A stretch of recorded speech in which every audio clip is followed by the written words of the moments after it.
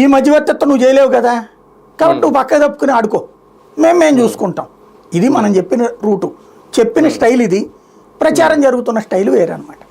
అంటే మా దగ్గర ఉగ్రవాదులు ఉన్నారని, లేదంటే పహల్గామ్ దాడి కారణం మేమే అని పాక్ ఒప్పేసుకున్నట్టేనా ఇండైరెక్ట్గా? పాకిస్తాను ఎప్పుడు ఇమ్మీడియట్గా ఒప్పుకోదు, టెర్రరిస్టులు కాదు అది సమరయోధులు అంటది. ఇప్పుడు పుల్వామా జరిగినప్పుడు తీవ్రవాదులు, అది కాశ్మీరీ పోరాట యోధులు, మాకేం సంబంధం అంది. నిన్న నోరు జారేసాడు కదా వాళ్ళ ఎయిర్ డిఫెన్స్కి సంబంధించినటువంటి చీఫ్ ఔరంగజేబు అహ్మద్ అనేవాడు. మేమే ఆ రోజున మా ప్రజల ఆకాంక్షల మేరకు, మరి వాళ్ళ ప్రజల ఆకాంక్షలు అంతా ఎర్ర ఆకాంక్షల, ఉగ్రవాద దాడులు చేయమంటాం వాళ్ళ ప్రజల ఆకాంక్షలు. అట్లాంటి ఉగ్రదాడులు చేయమంటే మనం కూడా 10 మందిని పంపిస్తే పాకిస్తాన్లో బూడిదే మిగులుద్ది, మనం వెళ్ళక్కర్లేదు అక్కడి నుంచి.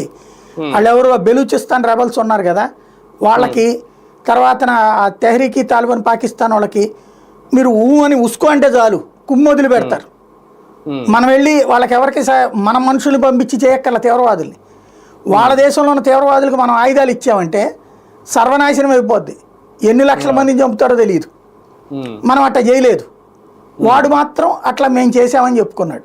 నెంబర్ 2 వచ్చేటప్పటికి పహల్గామ్ దాడికి సంబంధించిన దానికి ప్రతీకారం ఇది పక్కన పెడితే, మనం తీవ్రవాద శిబిరాలను ధ్వంసం చేసాం. ఆ ధ్వంసం చేసినప్పుడు చచ్చిన తీవ్రవాదులు ఇంతవరకు అసలు ప్రపంచంలో లేరని పాకిస్తాన్